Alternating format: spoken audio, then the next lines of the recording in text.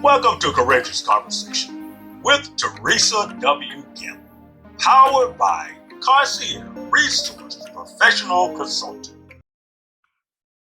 Good morning, everybody, and welcome to Courageous Conversations with Teresa W. Gamble, your hostess with the mostest. This is a bright early morning on Wednesday morning, and we are talking with the amazing Mr. Jesus Garay.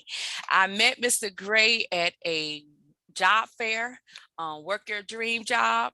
That was my first time meeting him, and I was watching him, how he was interacting in the room. And this is one gentleman is a force to be reckoned with.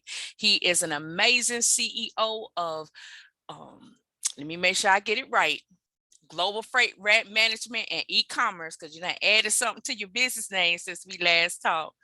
And he has an amazing trucking company, and he was able to withstand all the disruption during the pandemic. So I wanted to have this personal conversation with Mr. Jesus to talk about who he is, where he grew up in my hometown in Jacksonville, Florida, and how his life took this amazing journey to be this dominant leader in the freight and trucking industry. Good morning and welcome, Mr. Jesus. Good morning, Teresa. Good morning. Thanks for having me. Awesome.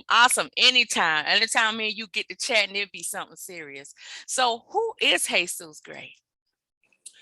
So I was born in the Bronx, New York. I just turned 50 2 weeks ago. Born in the Bronx, New York. When I was 6 years old, I moved to Jacksonville, Florida, and we moved to 1505 West 18th Street, right off 18th and Myrtle.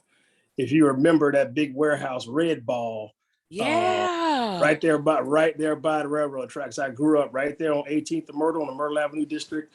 Played Little League at Cuckoo Park. I went to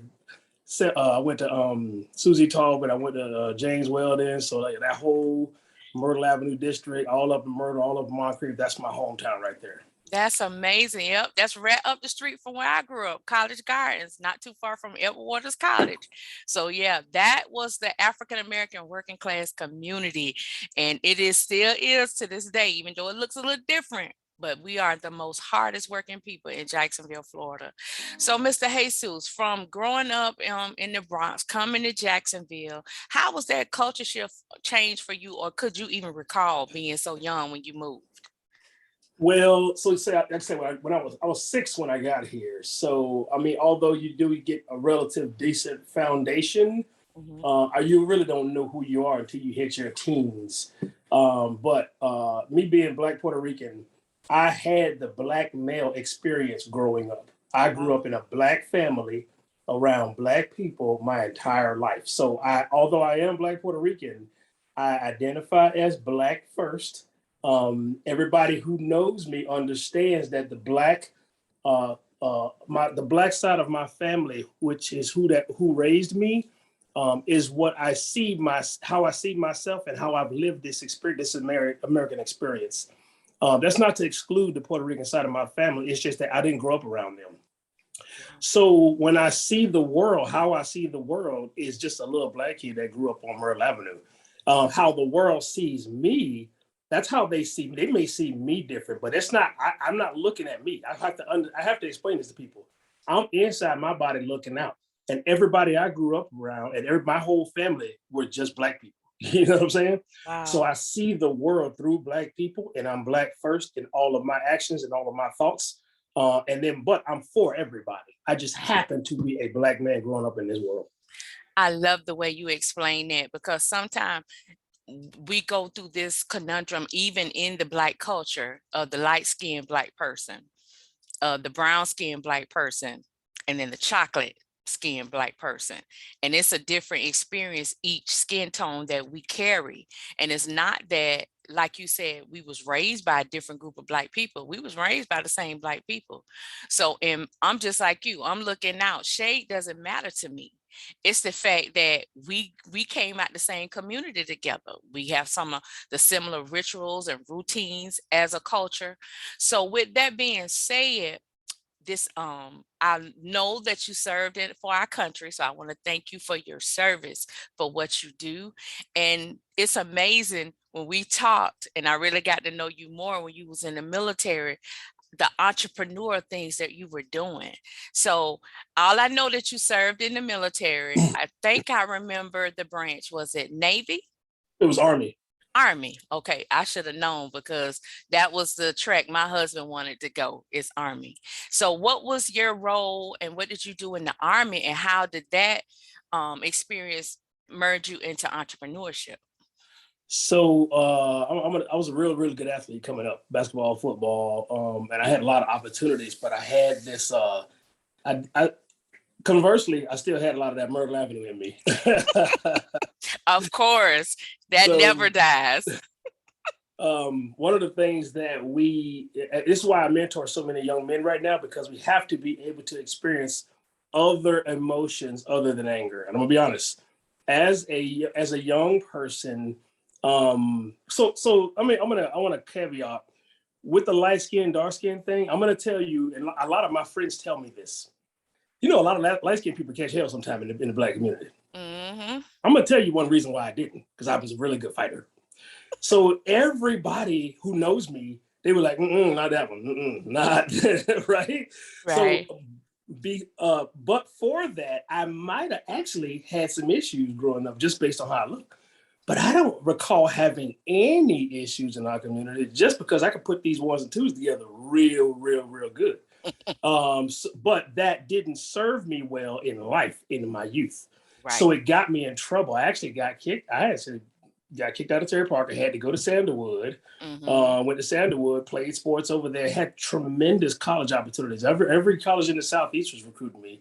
Wow. But they was like, this guy's he's kind of half cocked. We got to figure out what's going on with this guy. So cut to the chase, I ended up joining the military. It was the best thing for me. It literally, it didn't save my life. It allowed me the time and space to save my own life. Because the military, like a lot of other institutions, aren't going to do anything for you.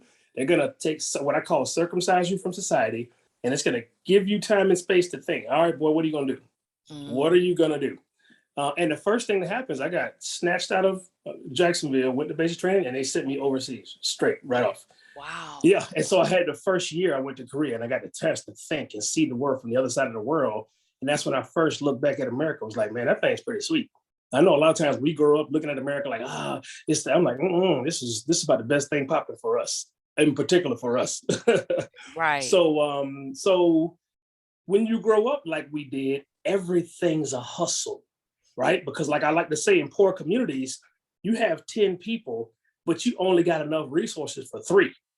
That's good. So a lot of the times, a lot of what we do is we're perpetrating these small petty crimes, just being honest, on each other because it's a resource game. If we look outside, the world is abundant.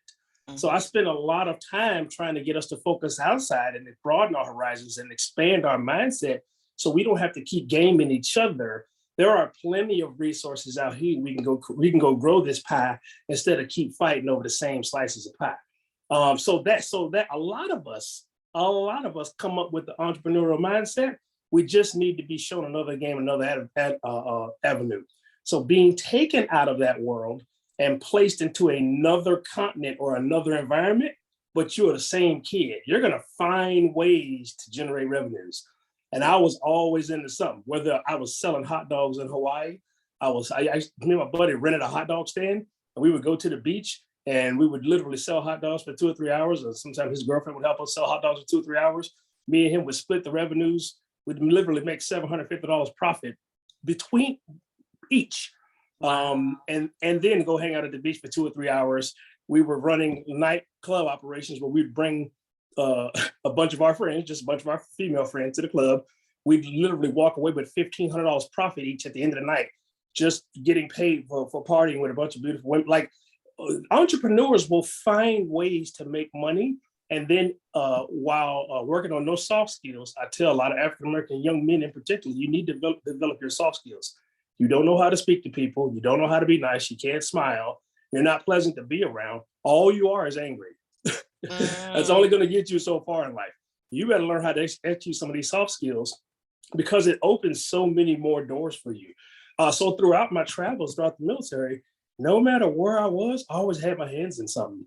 And then what happened, I parlayed that into one house. I just bought one house with a VA loan.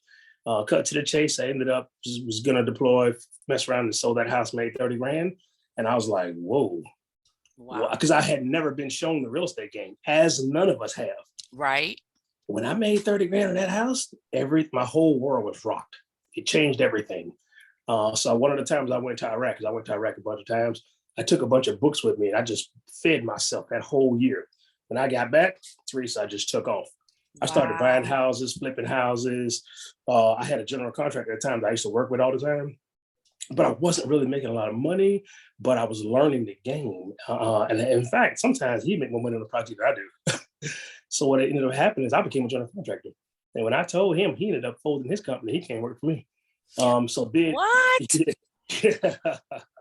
So that parlayed into a government contract. They were hurting so bad for minority contractors that when they found out, hey, this guy out here, I was still in the military. There's a guy out here building houses, knocking houses down, building roofs, doing kitchens, doing everything. They came and found me. I got a multi-million-dollar government contract. And the guy who was my contractor, he used to own a company called John Ryan Roofing. He ended up being my foreman. And while I was still in the military, I had 26 full-time employees on post building Army housing at Fort Sill, Oklahoma while I was still in the Army. So this journey that started from me, like doing small stuff like selling hot dogs, selling candy. Oh, let me tell you where it really started. When I was in 5th grade, I used to sell candy. This is what messed school up for me. This is why I tell kids, this is what messed school up for me. And I'm not proud about this, but we used to, do you remember Al's Sundries right there? Off Fairfax? Yep. I know exactly. My mom used to take me there all the time with her. I used to have I was the only kid that used to have what do you call it? Like an account. Now we used to call it something. It wasn't an account. I know what you're talking about. So I had a book bag. I used to have no books. We used to get bused to the other side of town, right, with our white brothers and sisters, right? But they couldn't get the kind of candy and the kind of cookies and stuff. We used to have them Big Blows, M&Ms, Lemonhead, all that kind of stuff. They couldn't get that kind of stuff. Wow. So I would go get them penny cookies, Big Blows, them Boston Baked Beans. I used to get all that stuff and I would take it across town and I would sell it. I'm talking about when I was in 5th grade, 6th grade, and they used to get bused to us then in 6th grade at Susie Talbot. Right. So I would walk to Al's, re-up, and then walk to Susie Talbot, and I would sell out. I was making $200, $300, $400 a week selling candy. And that's when I realized at an early age, the school thing, and I don't want to ruin it for anybody, but I was like, this isn't it. It's sales in life. You better learn how to sell some stuff in life. Exactly. That's amazing that you say that, because when you look at the curriculum now in school, they don't teach consumer math anymore. They don't teach home economics. They really stop with a lot of the trade skills, because I used to go to the skills, and I think the year I went, that's when they started phasing them out and making them traditional public schools like everything else, when those are the things that children in the African American community needed, so they can be able to execute and launch out and not have the slave mentality like a lot of our ancestors had. And so it's funny you said that, because it made me thought about the magnet program that my oldest son was a part of, and they started teaching those things, and he ran the popcorn machine in the magnet program, and they will have fake money, but that fake money led up to him to be able to work toward getting a bicycle or something that he wanted. So it's amazing how you say it started in 5th grade, which I kind of figured that. I said, now I think growing up on Merle Avenue in Jacksonville, I said, in an African American working class community, I said, hey, Sue got in the game real early. Oh yeah. Real early. So that's good to know. I like the fact that you mentioned that the young men that you mentor, they need to have soft skills, because when I was a teacher, that was the main thing I used to come across with the males. They was always angry, and it was difficult to get them to talk about why they were angry. So I had to learn as a teacher, if they knew how to play sports like basketball or football, I would go outside and we would do hoops or to play 21. And that's how I was able to get them to open up to me. That's right. I couldn't get them to open up to me in the classroom because it was too structured. It was too formal. It was too closed in a box. But when I got on their level, the system. To at that point, you are the system. You might as well be a cop. Yep. So you are everything they're taught to hate, which we got to break that. But at that point in that structured environment, you are the system, and that's where they freeze up. You are so true. And I noticed that. And the teachers, they couldn't figure out, well, how did you get through to him? Or how did you get through to her? I say, you got to come to their level, not stay there, but come to their level to understand where they are. And that's something I love about you, that you do, and the things that you talk about, and how you take the common sense things. That's what I really want to focus on, because you speak and you operate in the common sense things for us to really take that daily self-examination. So at this job fair, and when you were talking about all these different avenues of entrepreneurship, and I was listening how you was talking to some of the college students that rolled through this job fair, what attracted you to do this mentorship? Is it for the young men to avoid the pitfalls you went through, or to do your part like our ancestors did? How the elders did. They pointed out things that an average person won't say, a society won't say. So what made you drive more in that passion of mentoring young men? Yeah, so I was a big athlete coming up. I coached Little League for 20 plus years. I was in the Army for 20 something years. Naturally coaching and even as an athlete, I was always like a point guard or a quarterback. So even as a 16 or 17-year-old with other 16 and 17-year-olds, I was always a leader amongst men, right? Not always perfect to this day. I just turned 50 and I got a lot of stuff I'm still working on. And I exposed that to the kids. I'm still working on me. God's still working on me. And you don't have to feel no kind of way about that. I expose my flaws, everybody. Everybody stop trying to act like you perfect right. I just work extremely hard. One thing I'm going to do is outwork everybody. However, we've been able to be tremendously successful while being transparent and just outworking everybody. You don't have to be perfect. But I'm fully in touch with my role in the universe, and I don't complain about my role in the universe. Leaders are readers. One thing I tell these young kids is that it takes the average author will read up to 200 books in order to compose one book. So now, if you understand, if I write one book and I read up to 200 books in preparation for this one book, what about each one of those one books? That author read 200 books too. So in order to read 4 or 5 books, you're tapping into 10,000 books of knowledge. So what I try to do is I first try to get those people off of auditory and visual learning, and I try to get them into some type of a reading program where we share books, we discuss books, we do a lot. Like we're right here on Zoom at 4 a.m. I make a lot of these young people meet me here at 4 a.m. I'm going to tell you some of the things that I do. And I mentor in many, many ways, but this is one of the things I do because this is one of the principles of Stoicism. Stoicism has 4 main principles, and it's over 2,000 years old. And the 4 main principles of Stoicism are courage, wisdom, justice, and temperance. Courage, wisdom, justice, and temperance. Temperance, which is the one young men need in particular, is to operate in moderation.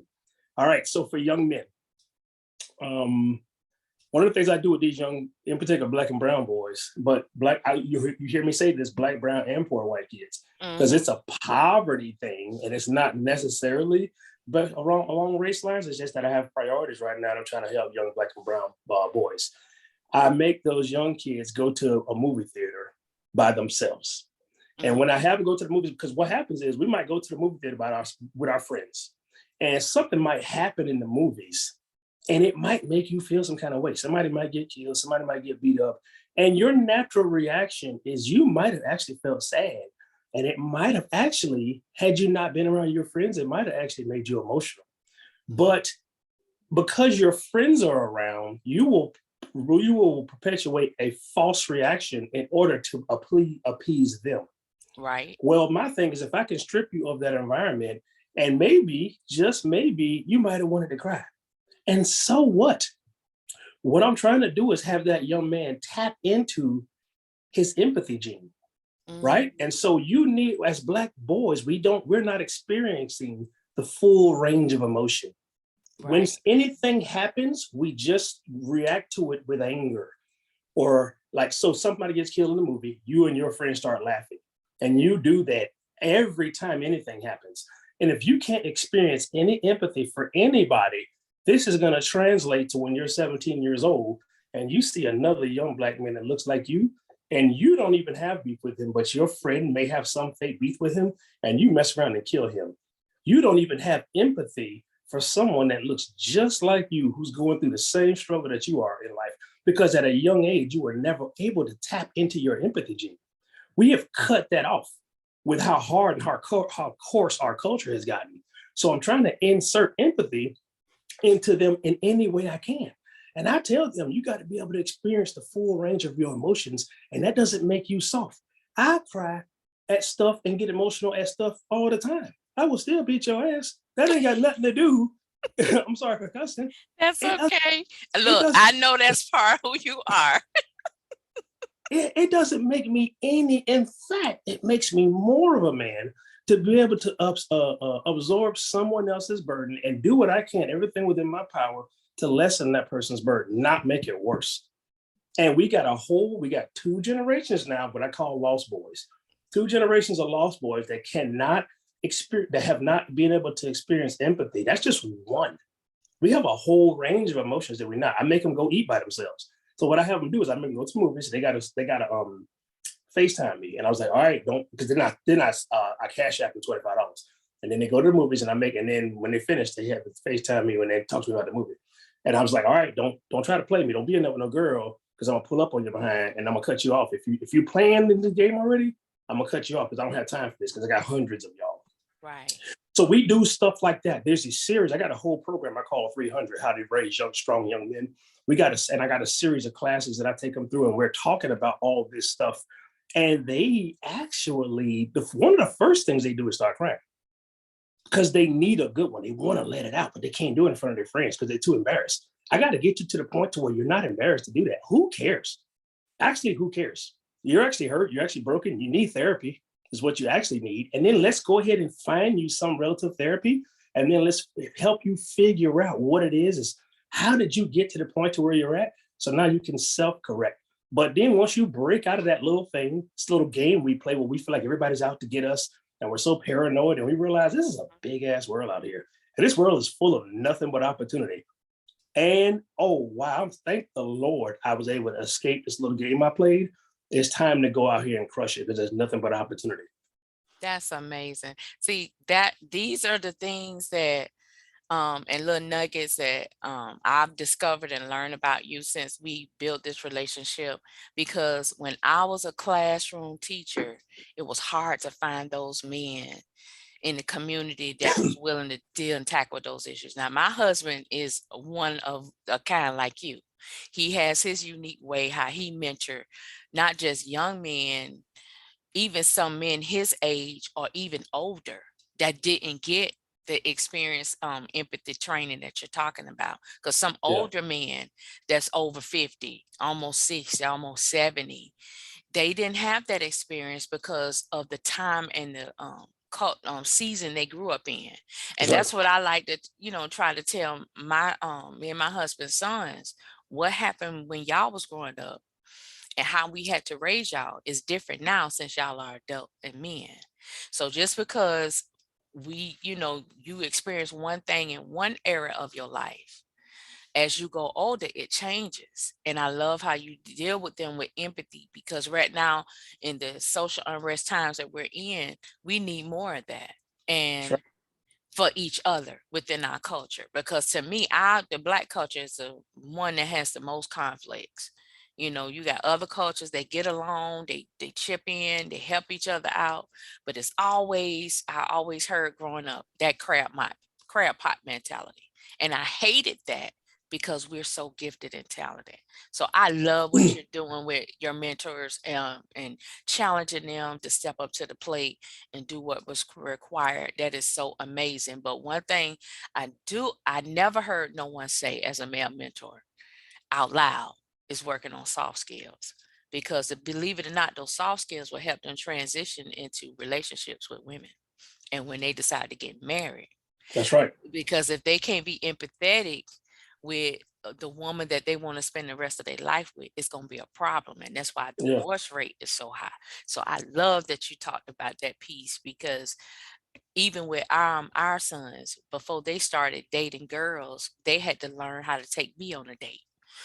They had to, my husband would be the chauffeur. My husband would go get them a gift card so they can know how to use a debit card or credit card to pay for the lunch or the And your dinner. sons are amazing, by the way. So one of them Thank didn't one of them get a doctor's degree recently? I remember one of them got Yes, yes. yes, that was the And youngest you one. know, and the people don't know, but you know, I'm in contact with your sons. They check in Yep, every now and then. Yeah. yep, they do. And that's why I appreciate it. And that's one thing about our African American culture. We think the parents is the one that's supposed to do all the molding and the mentoring. But when they become a certain age and they trying to experience and really find their footing, that's why I like that African proverb that it takes a village. And Right. I was strong enough as a woman to realize, okay, yeah, me and my husband is raising them and we're doing our part to make sure they have the bare essentials. But we know it's going to take outside people of our family unit to help them develop even more. So when my oldest son wanted to get into real estate and flipping, I told him, and I was looking for him a mentor. And I had two people in mind, and you was one of them. And I told him, I say, because I'm particular about who I introduce my sons to a mentor, because I want them to get the right skill set and that shared the same similar background and upbringing me and my husband did. So you was the perfect fit. And after he had that first meeting with you, and him and his wife, they was rave reviews. They said, Mama, I love it. He's amazing. And then I knew y'all shared that military background experience. So for that, I appreciate you for, because I see some of the things that I know how you operate. He's beginning to adopt some of those principles. I would tell you this though, not many people has done more with less. I haven't talked to him that many times. He's over there Mm-mm. buying houses, flipping houses. I'm like, that guy's incredible. Because usually I have to walk people through stuff, you know. Mm-hmm. I've only talked to him a few times, and he'd be Mm-hmm. sending me pictures. I'd be like, this boy, he's Yep. buying whole properties, flipping whole properties. He'll send me a picture of it's for sale. Like, I'm like, wow. So that right there is a testament, because you reached out to me recently when we talked, and you thanked me. And I was like, no. I say, I appreciate it, but that is a direct testament to how you guys raised him. So the whole thing works. And I even said, a lot of people reach out to me for mentorship, and my 14-year-old son is going to need to listen to somebody else pretty soon. Right. Right? I understand how this thing goes. And so I don't feel no kind of way about it. I appreciate whatever little bit of nuggets I was able to give him. Somebody's going to need to step in and listen and help me and my son, because he's going to get some kind of way about my voice. Exactly. They're going to get tired of hearing that, and because they think, oh, mom and daddy don't know nothing and this, that, the third. But me and my husband had a conversation all the time. We see our blueprint on their lives, because everything that we did, our sons are replicating it. You know, our oldest And they're son. supposed to take it farther than you. Yeah. They're supposed to take the baton. That's what it is. Every generation ain't supposed to start over. That's what we got to get out of. Right. In our community for the last two and a half generations, we've been starting over. And you guys are a prime example of where you passed the baton. You didn't drop it, right? And so we got to get out of this thing where our kids at 18 are starting out with bad credit, you're getting kicked out with bad credit, starting over. Like, no, we're supposed to pass the baton while those kids are running full speed. And they're supposed to take it farther. As everything I've done like a 2 or 3 generation. I grew up poor with sometimes no lights and water on Myrtle Avenue. Yeah. And I did like a 2 or 3 generation thing. Mm-hmm. There's no telling what my kids are gonna do. Right? And That's true. I want them to take it as far as they can. So, but yeah, I appreciate that. That's good. So I know you mentioned you being a father and a wife. And I know the amazing skill sets that you carry. How do your children feel about what you do with the mentorship with the boys that you work with? Your kids don't. There's nothing you can do that impresses your kids. Yep. That's why when you said that to me, I know exactly how you feel.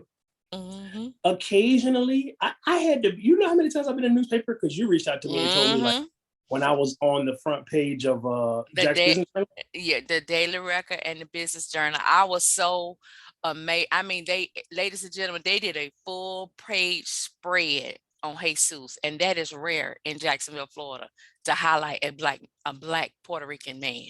And I was so happy. And I told him, I said, you need to put this on social media. I said, so you can inspire and encourage other black men. So yes, yeah. I love that. Did you see the recent one in Florida Times Union?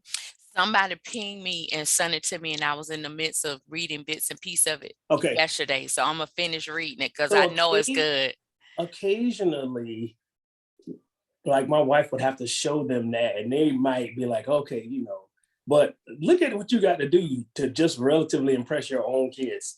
That's amazing. Right? That's why I don't feel no kind. I know they love me, but they don't. I don't feel no kind of way about it. They don't, because that's why I know how you're feeling, and that's why I was like, yeah, my kids they don't like, okay, that's just dad, because they hear me all the time, but I see the energy in their life. My daughter just turned 16 in January.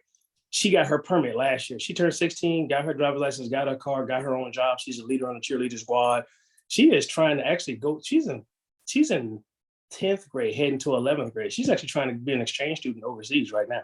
Wow. Like, so you don't become that kind of person unless you're hanging out with them kind of people. So one thing I'm real careful not to do is take credit for other people's accomplishments. You will cut those people off at the knees, and it actually pushes them away from you. So we do give her all the credit for everything she's doing, but we understand where that energy comes from. She's already looking into schools that she can go to, these amazing international schools that she can go to and maybe finish 12th grade. And she wants to go to college in Seoul, Korea for a year, maybe Europe, maybe like you. So this is who she is already. And she's 16 years old, thinking like that. And then, and so like we know by being exposed to people who ain't afraid to take risks and take chances and do things on a big scale, it's bleeding over into her. And so although she's not, what I feel like it's not like she's not impressed by all of the things that we do, the kind of people we get to hang out with. All the politicians around here, all the biggest business owners are just my friends. She feels like that's the standard. She's growing up in a house where that is the standard. You're supposed to be in the mix. You're supposed to be at the biggest. As we're talking about the school board, me and Darryl Willie, the superintendent of the school board, we're on the same board together, and we're on a couple of boards together. We're on the Jack Chamber board of directors together, and he came and spoke. I'm actually on the government affairs board. He came and spoke yesterday, and me and him are going to work on some stuff because 10 years ago I was on a board in the Oklahoma Chamber board. And we worked on some stuff with a school teacher shortage. Jacksonville has a really bad problem right now with a school teacher shortage. We almost relatively solved that problem 10 years ago in Oklahoma. And I gave them 2 or 3 things that we needed to do. And everybody thought that was groundbreaking because this is new for Jacksonville, although it wasn't new for places like Oklahoma, who were competing with places like Dallas. And I gave them 2 or 3 things that I think we should do that we did, plus stuff like we're doing for our business. One of the new statistics that just dropped, there was a big study that just came out that said, and I dropped this for all the businesses in Jacksonville, 40%, a major study just got dropped, 40% of all Gen Xers, that's me and you, millennials, that's the one right below us, and Gen Zers said they would leave their current job. So that's almost half the people. They would leave the current job for the same exact position and the same exact pay. So not even an upgrade. They would leave the current job for the same exact position and the same exact duties and same exact pay to go to another job that offered to pay a portion of their salary in cryptocurrency. There's a company called NIDIG. We do that right now. I pay myself $100 every week in Bitcoin, and I'm starting to pay my employees and then any truck drivers or anybody around us. But we had to go through the process, and I just did the whole process, and it's real easy because there's a company called NIDIG that does that. So now I got Darryl, who's the superintendent of the Duval County School Board.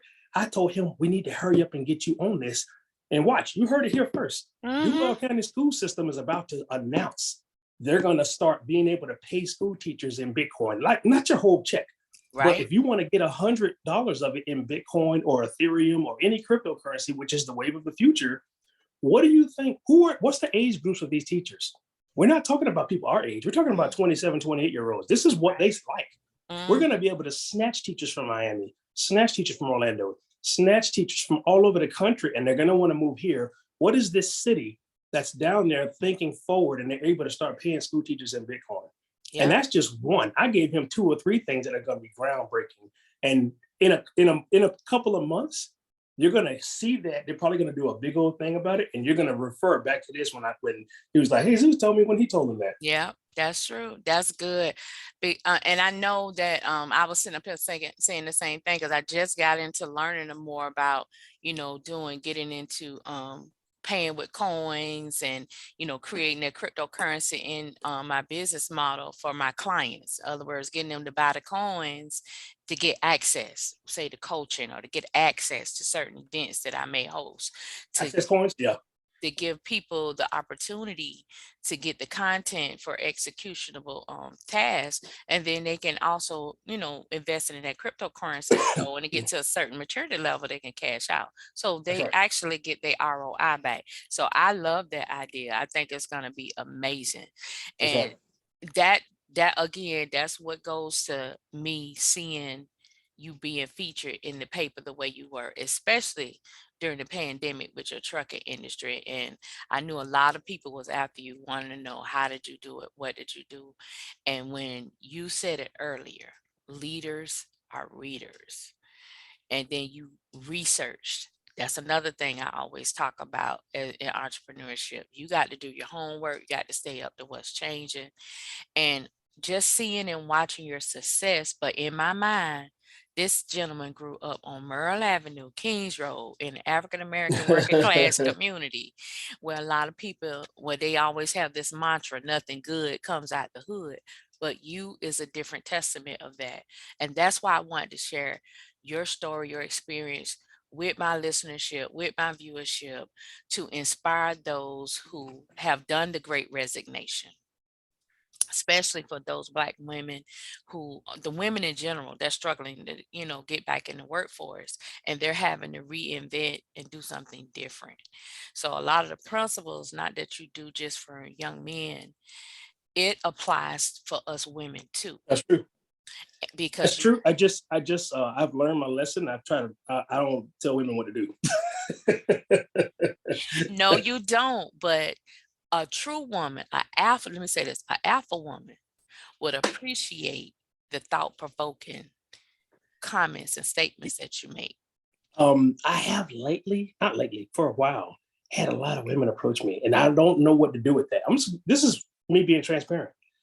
Because I'm a boy, I'm a real boy. You know me. I'm a boy. I'm a whole boy. I fall out of trees. I jump fences. Like, I'm a boy.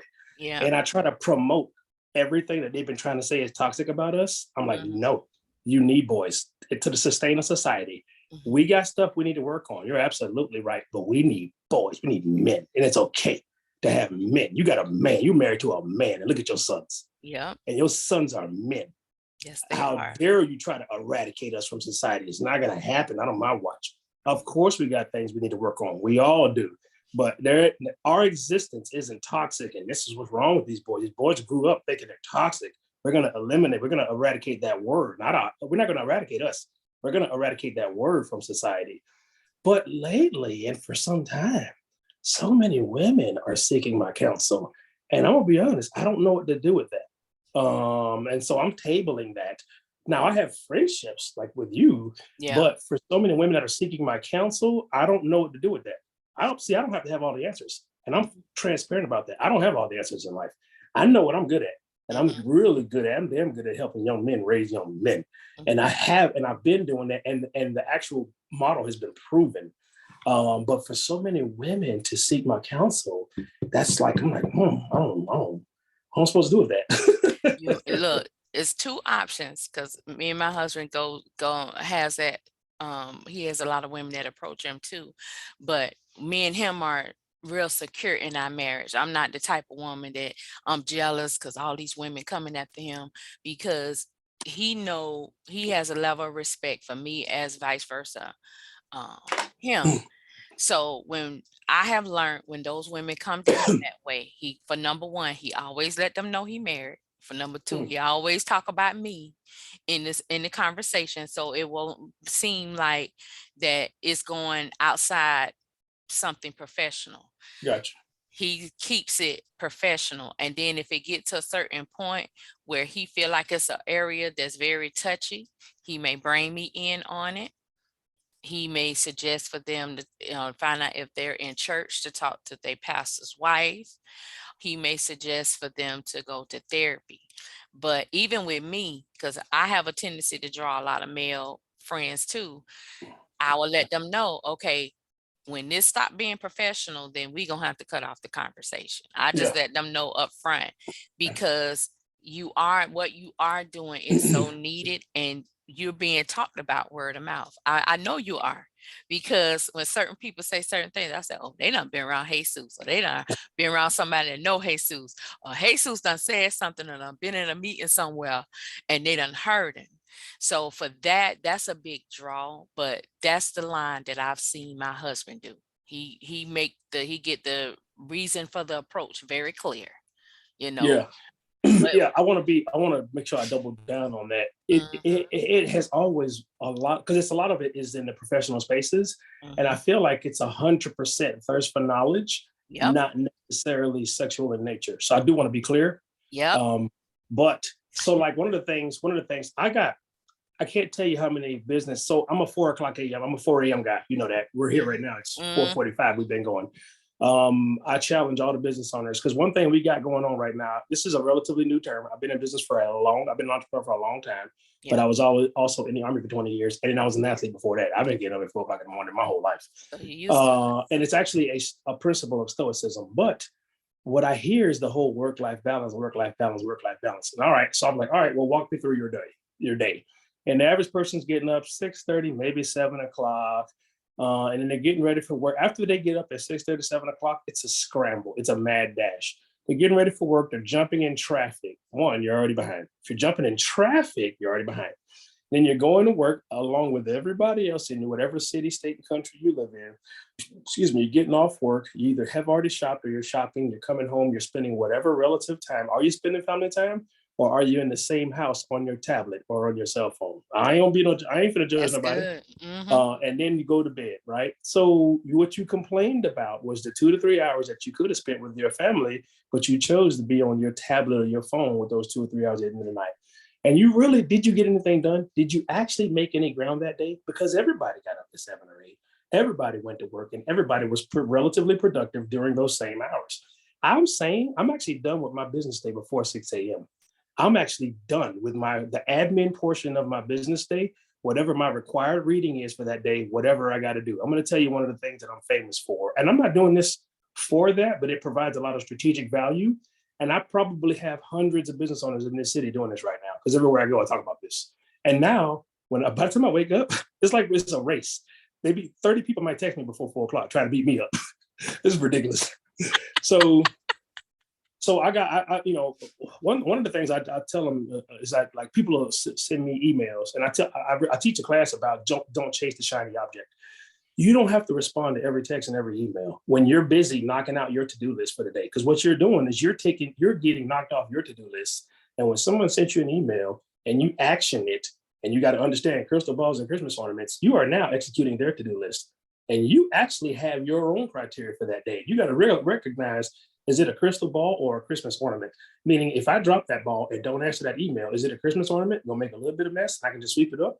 Or is it a $10,000 crystal ball? If it's a crystal ball, I would suggest you go ahead and answer that email. But if it's a Christmas ornament, you can color code it, and you can answer that email when you get to it, time sensitive. For the important emails, I'm gonna tell you what I do. I wake up the next day and I already have a prepared thought. I will send that email off at 4:02, 4:03, 3:45, because a lot of times I'm up at 3. Good ideas snatch me out of my sleep. I can't wait to get up in the morning. So what happens is, let's say I'm emailing you, and you sent me a relatively important email, and I answered it at 3:39 in the morning. And you get to work at 9, and you smoke and joke, not you, but let's say just this role play. You smoke and joke at the water cooler, you finally fire your computer up, you get in your email, all your emails load up, and then you got to rank choice your emails. And the first thing you do is you look at the timestamps on your emails. And you look at my email, and that thing says 3:39 a.m. It sends a shockwave through your body. What it does to you about me is it says, this guy's not freaking playing. This guy is not playing. And it gives you instant credibility. When I walk into these meetings, it is what they say about me. And I'm going to tell you, as a Black business owner, to be known as the guy who's super prompt, who's going to beat you to the punch, who's going to be over prepared, who's going to outread you, out prepare you, outwork you. Because look at all the stuff we got to overcome. Yes. We're always looked at as the one who was given a slice, right? And I'm looked at as the one who took his slice, right? And so I'm challenging people to do these strategic communications early in the morning, and then act like it's not a big deal. Because anytime I walk into these meetings or walk into these rooms, each one of them have received a communication from me at that time in the morning. So to me, it's actually not that big of a deal. This is the existence of our relationships. And I do that on purpose to let them know who they're dealing with. It actually makes them feel some kind of way about themselves. Exactly. You know what? Thank you for saying that, because I used to be notorious for sending emails at time of morning, working at time of morning, cranking out stuff that time of morning. Because you're right, between 2 a.m. and 4 a.m., that's where a lot of the creative downloads happen. And either I'm cranking out stuff, and I used to get the comment all the time, do you ever sleep? I used to get it all the time. I say, yeah, I sleep. I say, but I'm like you. You got to, I always say this, a Black woman has to stay 5 steps ahead of everything. Yeah. So they don't fall behind on anything. And I think that's true to any individual. We hear that Black tax, and we wear it like it's some kind of I wear it like a badge of honor. I don't want nothing to be easy. I don't like easy. I want everything hard. Don't give me nothing easy in life. I want the hardest path, the hardest road. I want to go uphill both ways. You want it easy? Good. Go over there. Get away from me. I want everything hard. And that's why when I walk into the room, I am who I am. Well, last but not least, every time I get announced in these meetings, I'm telling you, anybody can tell you, all of these big time meetings, I'll be like, Merle Avenue, stand up. Because I know who I'm in the room with. I'm talking about leaders of industry, all the biggest CEOs, and I'm the only one in these rooms like me. Trust me, Teresa. I believe you. The only one in these rooms, and every time because they want you to stand up or either announce who you are or what your business. I'm the Jesus Garay, owner and CEO of Global Freight and Commerce LLC, Merle Avenue, stand up. I make sure they know where you come from.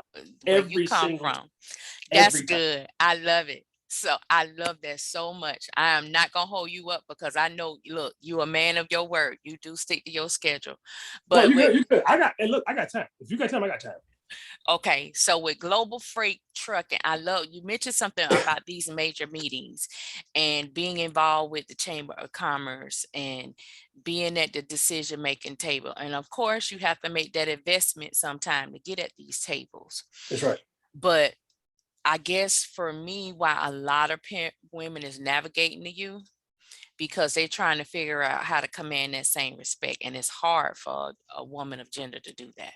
This is one thing I have been able to help with. So I've been giving a lot of speeches lately, and I got a female general manager. Actually, she's military, married to a military, and they're about to transition. So she literally, after 3 years, she just transitioned off last week. Female general manager, and she even realized, she was like, man, we made it. I made it possible for her to be successful, because she had a 6-month-old when I met her. Now he's 3 years old. One of the things that I realized that comes natural to me that doesn't come necessarily natural to women. And I did this to you. I do this to everybody. And I'm like, you have to do this part. This is how business is done. And this is the part that is either unnatural. If it's unnatural to you, it doesn't matter. So this is what takes a kid like me from Merle Avenue getting in trouble, and some dude who grew up in Ponte Vedra, or some dude who grew up in Yulee. It doesn't matter where we came from. This is how you see me hanging out with the biggest CEOs and the biggest people in this city. It really has less to do with what happens in the boardroom. And it starts with what happens at the golf course and what happens at 5 o'clock, right? So it's the social hours where you get to knock down barriers of communication. And some of the stuff we talk about, we start talking about football, we start talking about sports. It's sometimes women just don't want to talk about that. You may feel awkward being the only woman in the group of 7 people talking about sports. And I could show you how I'm usually the only Black dude in a group of 40 white dudes talking about everything, but they're usually all standing around me. I'm saying we need conquistadors. We need flag planters. You got to go plant your flag and be like, what we got going on? Yeah. We got to have those. We can't always be on the periphery begging to come in or ask or feeling like we're left out. These people will tell you. And what I tell them is you can't expect all Black people to be like this. Y'all expected every Black person in the city to be me. When I got to back to Jacksonville, I went into the middle of, and I planted my flag and was like, all right, what we got going on? What's going on? What do we have going on, right? And you're expecting, but see, most of us, this is one of the things I'm dealing with us about, is we will see a group of they just happen to be white business owners or leaders over there, and our natural tendency is to feel left out. When inside the nucleus of the group, they may be very complimentary of something that be going on right now. And this is the thing I'm trying to break up in this city. You go look at the board of directors of the chamber this year. It is the most diverse in race. It is the most diverse. I'm going to take a picture next board of directors meeting. It's never looked like this. My buddy Ray Driver, who's the chair, is probably 30 to 40% woman. There's probably at least 7 or 8 Black women on the board of directors of the chamber this year. Wow. That is a first. That's a first. That is definitely a first. I'll tell you. That's a first. And so, and I'm really pushing hard. In fact, we're doing tonight. I'm on like 3 or 4 boards over there. One of the boards I'm on is transportation logistics. I'm on government affairs, board of directors. I'm on like 3 or 4 boards. Tonight we're having our very first in like forever transportation and logistics board social, because we conduct business and we conduct business and we conduct business. And what happens is when you come up, and this is what I try to explain to them, what they're not understanding, because on a board meeting, you're not all supposed to come in and agree. You're trying to steer the direction of a committee, and you may have competing ideals. But if I only see you once a month, and every time we meet, it may be slightly argumentative, and then I go back to my world and you go back to your world, which is what boards are. Boards are really high impact individuals that come together, and they're supposed to be, hey, we need all of you people that go have all this impact in the world to come here and be in charge of this board. Well, you're not all going to agree on things, but if we just come and every month we're just disagreeing and then we go away, that board's not going to progress. What happens is we need to be seeing each other in a social environment so that I can understand where you're coming from, so that when I see you at the board meeting, I'll know what your why is. You're not just being argumentative. I'll know your value system and what is important to you. That way we can go past the no or the I think we should do this, and we could actually see each other past the one board meeting a month, which we're doing this forced diversity thing now. And I think that's great, but it's not if we're not getting to know each other. So tonight, and this was my doing, we're having a board social just for the board at Fogo de Chao. And because our board is like 70, my board at the transportation logistics is like I think 13 of us. I think 8 of them are women. And then three of the girls, I don't even know these people. And so I'm like, no, guys, we gotta, because they know that I'm on the board of directors and I'm on all these boards around the whole city. And one of their questions is like, how are you doing? And Teresa, these are the ones I said yes to. I probably have 20 to 22 open board invitations that I've had to say no to because I don't want them to strip me away from the kids. Right. And so I was like, all these invitations come from my social interactions with these people after work. And I was like, this is how they've gotten to know me. And that's how they see the values. Like, oh man, I need you to come do this. And I need you to come do that. So anyway, so we're doing that tonight. And I'm going to show them through this board interaction or through this social interaction, this is how we're going to progress on these we got 3 or 4 main topics that we've been stuck on for 3 months. And they don't even know what I'm going to do, why I'm doing that. But tonight, and I'm not even going to mention it, we're going to have a good time. We're going to have a couple of drinks. We're going to talk. We're going to see each other as individuals, as people. I'm going to learn about their background. They're going to understand me and my background, what's important to me, my value system. And then we're going to have a board meeting next week. And the reason why I did that today is because we got a board meeting next week. And then next week, I'm going to talk to them about, we're going to have a different board meeting than we've ever had. And I'm going to show the women in this board, this is why we got to do this. And if you're having problems in your professional career, it's because it's no longer good enough just to be good at your job. Exactly. Who cares? You have to go out and make an effort to get along with people. Right. And even if it's a little awkward, we need conquistadors. I know when I walk in the room, I'm planting the flag for almost all Black people. Because a Right. lot of Black people ain't doing, and they're not in these rooms, right? Right. I don't feel any kind of way about that. Okay, this is, I said that in the beginning, in the first 5 minutes of our conversation. I don't complain about my position in the universe. I just do my work and I go about my business. And I also don't take myself serious. You see how I talk? I just be having fun. But Exactly. I take my work very serious, but I don't take myself very serious. It's the universe kind of flowing through me, and I just go on with my life. Because me and you could have been here in the 50s and 60s getting hosed down and getting the dog sick on us. That's true. So we're going through some social awkwardness. Okay, so what? That's easy to overcome. You see what I'm saying? Right. And I love the fact where you say respecting differences, because I've served on a lot of those boards and those committees pre-pandemic, but I'm quite sure now a lot has changed, and I'm getting, rebranding, repositioning myself, evaluating my values to see what matters to me to the most.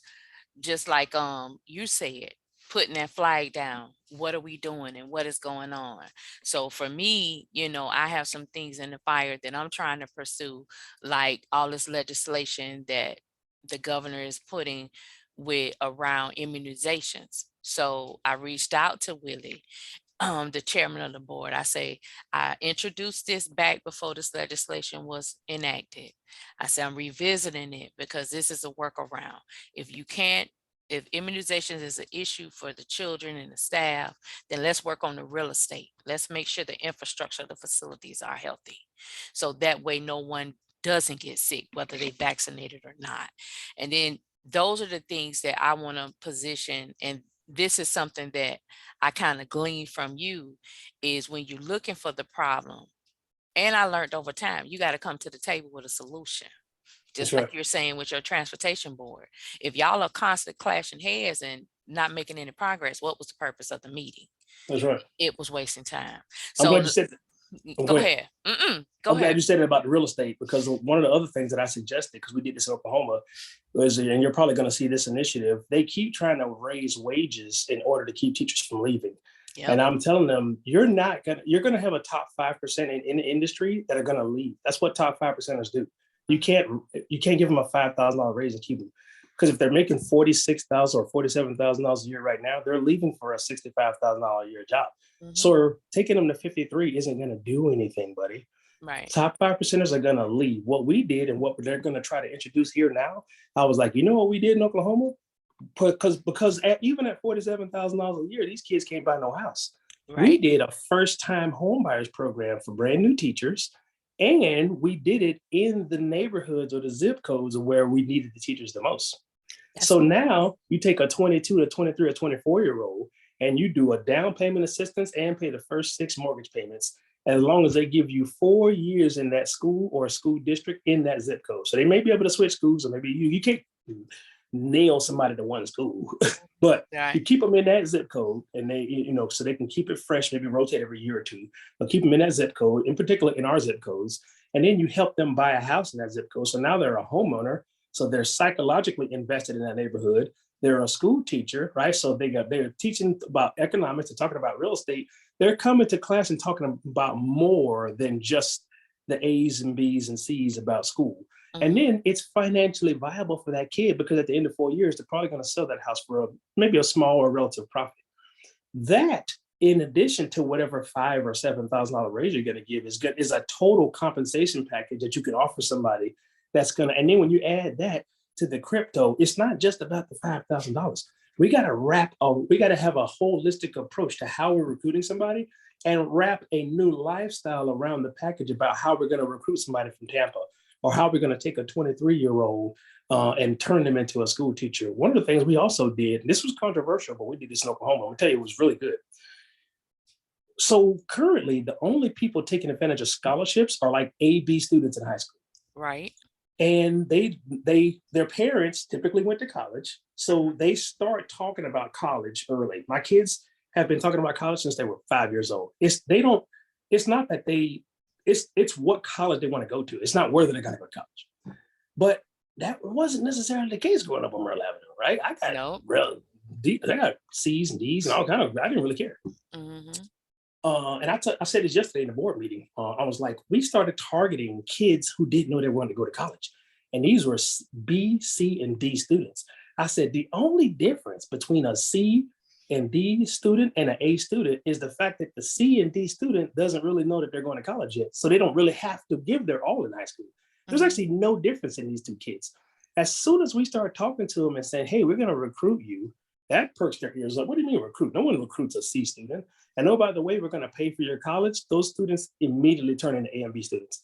And now there's no difference between those kids and the grades. It's just that they don't have a thing past high school. So there's really no reason to excel in high school. High school's kind of silly to them because they don't have the kind of parents that's talking to them about college. And whatever they're going to do in life doesn't involve college. But those are the kinds of kids that had real life experiences and that are going to relate to kindergartners more than the top 5%ers that are just looking for a way to quickly get college paid for. So I'm going to go ahead and knock this free college out, go ahead and talk to these kids for 2 or 3 years and I'm going to go on with my life. And you're not going to, you're always going to have that. But we started talking to the kids that weren't doing so hot, like in 9th and 10th grade. And by the time 11th and 12th grade rolled around, those were A and B students. And they had full rides. And then they thought that was a game changer. And so now these PCS, whatever, they're about to start, they're already in the high schools. And they're going to start running some numbers to see maybe we're not even looking at the right kind of kids. We need to go down in the 8th and 9th grades and start talking to those kids about what they need to do in order to gain college scholarships. And I told them, I was like, you know why? Because you're looking at the kind of kid who initially I didn't know if the whole college thing was me other than sports. And I was getting C's and B's and sometimes A's and B's sometimes because the academic thing wasn't, I was just trying to get money. I didn't really tie school to how you're going to get money. And we got to do a better job of tying school along with some of those skill sets you're talking about in school, right? Just the nuts and bolts of A's, B's, and C's don't translate to the economy. Trust me. And I told them, I was like, I was the kind of kid that you need to recruit. And I just built my 3rd multi-million-dollar business. Probably almost everybody in this room got A's and B's. And you haven't done what I've done, right? Exactly. So that is the reason. If, ladies and gentlemen, if you've been listening and watching, you see the common thread with Jesus from 5th grade, how he created the business opportunity because one side of town in Jacksonville didn't have access to certain candies that we had. Then as he matriculated through school, then he, toward military, he's selling hot dogs. He doing events. In other words, he took that thread line that entrepreneurship is a creative way to find a problem to be solved and executing what you see that you envision in your head in order to monetize your business model. That may not be your main bread and butter. And that's another thing I used to tell a lot of entrepreneurs or even teachers when I was teaching. This may not be what you desire to do, but could be something, a path on the way to get you the way you're trying to go. And a lot of people don't want to do that because they feel like it's deviating away from their dream. And the suggestions that you're making for our school districts, for the business community, those things matter because you've been at the grassroots where most of us are. You identify the area of people that people normally don't go after because they feel like they're not going to step up to the game or be up to par to handle the challenge. But then you said it best, you got to socially get to know people in order to know what their strengths are, what their capabilities are, regardless of your gender. So that is why all this talking we've been doing, that's a theme that I'm hearing, and I hope my listenership is paying attention to, that regardless of this pandemic we in, regardless of disruptions you may have had in your personal life, your business life, your work life, your church life, there is a silver lining. Listening to the nuggets that Jesus has dropped, that you can be able to change the trajectory, not just for you, but your family, your employees, your church members, to reposition the new normal, because a lot of us trying to still go back and do stuff like we used to, and that model is not working no more. And I love it with Jesus because he talks about, even though how things change, you got to look at it through a different lens. So before we sign off, Jesus, we already know that you're an amazing 6-figure plus entrepreneur, and you have done amazing things. You constantly giving back to the community. You find time to give back to your community. That's what I love about you. Regardless how busy you are, you find time. For those individuals that's in this great resignation mode, these women that is seeking and looking for, that sign to execute whatever they've been working on, what would be your call to action to them from you before we sign off?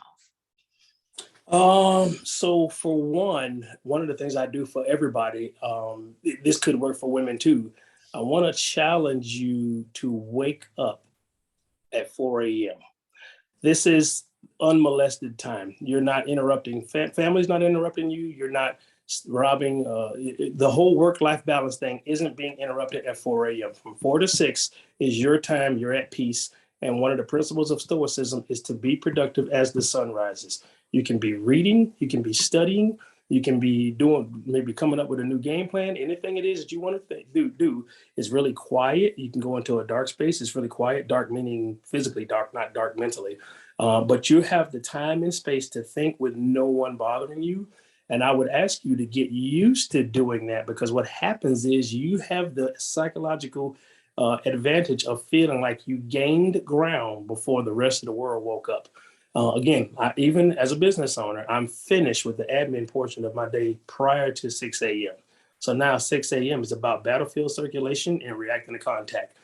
As a business owner, or whatever it is you do in life, your plan is only as good until them kids wake up. Once them kids wake up, you have lost control of your day. Right. So I'm going to challenge you to wake up earlier, right? I'm going to challenge you to push your capacity to wake up earlier. And you would be surprised at how you're not. And then what's going to happen is it's going to force you to go to bed a little earlier. You don't need to be up till midnight watching Netflix. There's nothing going on at midnight. Go ahead and go to bed at 9 or 10 o'clock at night. And then it'll get you a really good rest. And then you can't wait to get up at 4 and be extremely productive. That 4 to 6 a.m., I'm telling you, business owners can't think, because one of the things that they don't have time to do is read. I'm real big on that book app, the reading app Audible, but reading. And reading is the thing that's going to allow you to tap into 10,000 authors. And so they cannot believe how they've even been able to be successful without having this 2 hours of unmolested time in the morning. And now you'd be surprised who I got doing this in this city. And see, this is the thing I'm going to tell you about. I go crazy. I go overboard with this 4 to 6 thing, and people struggle with it a little bit. Then they start at 5, then they go to 4:30, and then they finally get to 4. But in my phone, I probably have no less than 100 millionaires on my phone. Oh, wow. When we talk to each other, do you know what time we text each other? I don't have to ask them. They're all up at 4 or 5 in the morning. And all of the people who need to be up, who can't afford not to be, are asleep. I didn't have to ask or convince those people to get up at that time. Those people, without being asked and without being told, know what they have to do to gain ground. Mm-hmm. I have to convince the people who say they want to get ahead to get up replicate the behavior patterns of the people who are doing or who are where you want to be. And I talk about that right now. All the people in my phone that say they want to be successful, I might text you at 4:15 or 4:30. You are nowhere to be found, right? And I could text 6 or 7 of my friends right now. They'll text me right now. They're either on the treadmill, or they're in their home office, or they're reading, or they're doing something. And this is actually when we communicate, because we know we're busy during the day. So when we want to reach each other, and I show people when I'm mentoring them, I showed them some of the text messages from my friends. And I showed them who they are. They'll see the name, and they'll see the timestamp on the text when they send it to me. And I was like, this is when we talk, right? So I don't know what kind of friends you have, but once you start developing these kind of friends, this is when they'll text you, and this is when you'll reach them. And this is kind of a silent. I'm glad you said that. So that makes me feel like, so when I do text people that time morning, they'll text me back. Then I know them ain't the friends. Because I have sent them text messages like that early in the morning, and when they don't respond, or the thing still it don't show that they read it, I'm like, so thank you for letting me know that them ain't the friends I need to be texting. Everybody get up 4 a.m. I'm challenging everybody to wake up 4 o'clock in the morning and start being productive, whatever it is, whatever that means to you. I love it. I love it. Well, everyone, we've been listening and having a candid conversation with Mr. Jesus Garay, the CEO and founder of Global Freight trucking and commerce. I mean, dropping gems, dropping nuggets, giving insight that something amazing can come out the urban community neighborhood. From, selling candy to your classmates, to running transportation all over this country. So parents, if you have those children that's very entrepreneur at a very early age, please don't discourage them. Support them and empower them. Jesus is a testament of that it is possible. And he gave us a call to action, ladies and gentlemen. We need to get up at 4 a.m. and 6 a.m. so we can get ahead of the world if we want to be that game changer now in society. So thank you so much for your time, Mr. Gray. Hope you stay safe. Keep doing what you're doing. And we hope to have you again in the future on Courageous Conversations with Teresa W. Gamble.